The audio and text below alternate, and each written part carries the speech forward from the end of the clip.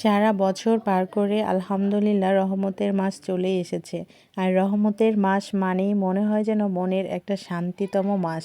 আলহামদুলিল্লাহ যে এই মাসটাও আমরা উদযাপন করতে পারছি। আসসালামু আলাইকুম, আপনারা সবাই কেমন আছেন? আশা করি সবাই অনেক ভালো আছেন। রমজান আসার আগে কিন্তু মনে হয় যেন কাজ শেষ হতেই চায় না, কারণ রমজান মাসে একটু কাজ থেকে বিরতই থাকতে চাই আমরা সকলেই। তো সেই জন্য রমজান আসার আগ দিয়ে ঘর বাড়ি ডিপ ক্লিন করা থেকে শুরু করে মাসকাবারির যত সব বাজার হাট থেকে শুরু করে সব কিছু কিন্তু আমরা করে নিতে চাই। তো এই যে দেখুন, ঘর বাড়ি পরিষ্কার থাকলেও রমজানের আগে ডিপ ক্লিন না করলে মনে হয় না যে মনের শান্তি লাগে। আর মাশাআল্লাহ, আমার এই জান বাচ্চাটার ছবিটা মুছতে গেলে তার সেই জন্মদিনের কথা মনে পড়ে যায়। যে জন্মদিনটা ছিল রাজশাহীর মধ্যে একটা বেস্ট জন্মদিন, যারা যারা অ্যাটেন্ড করেছিল অনেকেই করেছিল, কমপক্ষে হাজার হাজার মানুষ অ্যাটেন্ড করেছিল। সবার স্মৃতিতে এখনও স্মরণীয় হয়ে আছে। ও হ্যাঁ, এটা বলতে যে মনে পড়লো, সামনে কিন্তু খুব সুন একটা আবারও ধামাকেদার এরকম কোনো প্রোগ্রাম আসতে চলেছে, যেটা রাজশাহীর মধ্যে একটা বেস্ট প্রোগ্রাম হতে চলেছে। আর এইরকম প্রোগ্রাম যদি আপনারা দেখতে চান তাহলে কিন্তু অবশ্যই আমার চ্যানেলটি সাবস্ক্রাইব করে রাখতে হবে এবং বেল আইকনটি প্রেস করে রাখতে হবে, যেন আমি ভিডিও দেওয়ার সঙ্গে সঙ্গে আপনারা নোটিফিকেশন পেয়ে দেখতে পারেন। তো সামনে কিন্তু অনেক মজাদার মজাদার ভিডিও আসতে চলেছে, কেউ কিন্তু একদমই মিস করবেন না। আর রমজান আসার আগ দিয়ে ডিপ ক্লিন করার সাথে সাথে আমার এই সিঁড়ির গাছগুলো এত সুন্দর ফুল দিয়েছে, যেটা আমার প্রতিদিন সকালে ঘুম থেকে উঠে দেখলেই মনটা ভরে যায়। মানে ফুল গাছ এগুলো তো পবিত্রতার প্রতীক, খুব ভালো লাগছিল। আর আমার এইদিকে ঘরবাড়ি পরিষ্কার করার পাশাপাশি আপনাদের ভাইয়া মাসিক বাজারেও করে নিয়েছিল, মাছগুলো করে নিয়েছিল। এগুলো হাতের কাছে থাকলে না, স্টক করে রাখলে মনে যেন একটা শান্তি লাগে। সব কিছু টাটকা টাটকা খেতে পারলে অনেক বেশি ভালো হয়, কিন্তু বিশেষ করে রমজান মাসে যদি একটু কিছু মজুত করে না রাখা যায় তাহলে কিন্তু মনে শান্তি লাগে না। আর এইদিকে যেগুলো বাজার করা হয়েছে, মাছ মাংস মুরগি সব কিছুই আমার শ্বশুর শাশুড়ি পছন্দের করা হয়েছে। আর মুরগির মাংস দিয়ে ইফতারির কিছু আইটেম তৈরি করা যায়, যেন মুরগিটা একটু বেশি করে নিয়েছিলাম। আর এইদিকে আমার একটু গরুর মাংসের মশলাটাও শেষ হয়ে গিয়েছিল, তো এই জন্য গরুর মাংসের মশলাটা আমি করে নিচ্ছিলাম। কারণ গরুর মাংসের মশলা আসলে আমার বাসায় যখনই শেষ হয়ে আসে আমার মনে হয় যেন মাথায় প্যানিক লাগে। আপনাদের সবার কাছে আমি একটু মাফ চেয়ে নিচ্ছি, কারণ আমাদের বাসায় যেহেতু বাচ্চা আছে, আমার বাচ্চা, আমার ছোটো ননদের বাচ্চা এসেছে, আর আমার হচ্ছে ছোটো ননদি যাইরও একটা বাচ্চা, 3 বাচ্চা মিলে, আর সোহানা 3-4 জন মিলে খুবই মজা করছে, খেলাধুলা করছে। তো বাচ্চারা খেলাধুলা করলে তো একটু আওয়াজ হবে, এটা হচ্ছে ন্যাচারাল বিষয়। আমি আলাদা ঘরে এসে ভয়েস ওভার দিচ্ছি, তারপরেও কিন্তু আওয়াজটা চলে আসছে। তো আপনাদের শুনতে হয়তো বা একটু প্রবলেম হচ্ছে, তো এই জন্য সত্যি আই এম এক্সট্রিমলি সরি।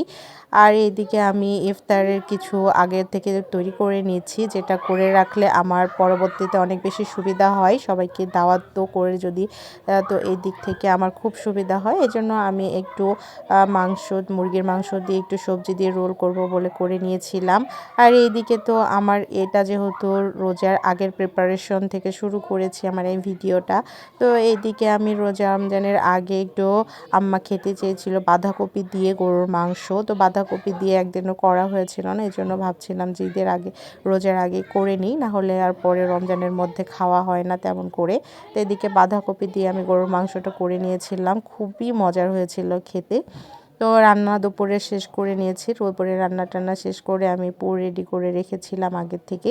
পরবর্তীতে আমি এইদিকে রোলগুলো সবগুলো বানিয়ে নিয়েছি, বেশ অনেক কয়েক রকমেরই আমি ইফতারি করে রেখেছি ফ্রোজেন, যেগুলো করে রাখা যায় এদিকে যেন একটু সাসলিক করতে পারি, এই জন্য একটু ছোট ছোট করে মুরগির মাংস কেটে ম্যারিনেট করে রেখেছিলাম। এদিকে আমি যেন একটু শর্মা করে নিতে পারি, এই জন্য একটু শর্মার মাংস মাখিয়ে রেখেছি, মানে ইফতারে একদিন এক এক রকম যেন করতে পারি।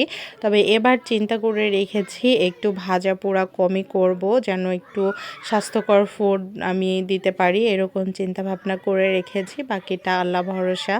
তো এইদিকে আমি একটু চিকেন সমোচা বা কেচি সমোচা, যেটা আরাবিয়ান কেচি সমোচা, এটার জন্য আমি মুরগির মাংস একটু ব্লেন্ড করে মশলা দিয়ে দেন আমি এটা শিট দিয়ে করে নিয়েছি। এগুলো করে রাখলে না রমজানের মধ্যে খুব সুবিধা হয়ে যায়। একটু বুটটাও আগের দিন ভিজিয়ে রেখেছি।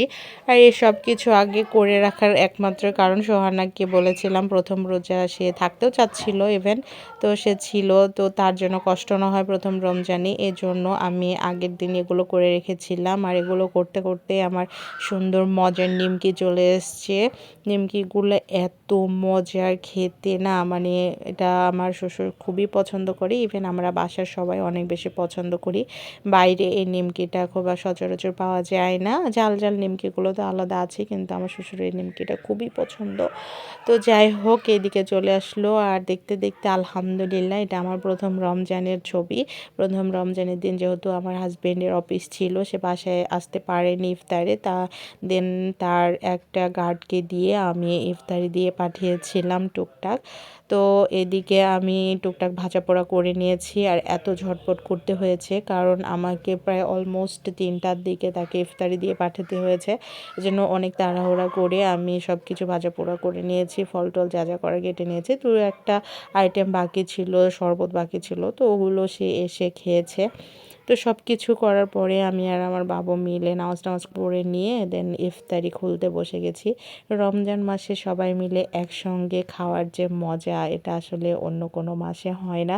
আলহামদুলিল্লাহ, যারা যারা রমজান অ্যাটেন্ড করতে পারছেন তাদের জন্য শুকরিয়া আল্লাহর কাছে। সবাই যেন এই রমজান মাস খুবই সুস্থতার সাথে আমরা পালন করতে পারি, এই দোয়া আল্লাহ রাব্বুল আলামিনের কাছে কামনা করছি। আর আমার ভিডিওটি যদি আপনাদের একটুও ভালো লেগে থাকে তাহলে অবশ্যই একটা লাইক করে দেবেন আর সাবস্ক্রাইব করে দেবেন।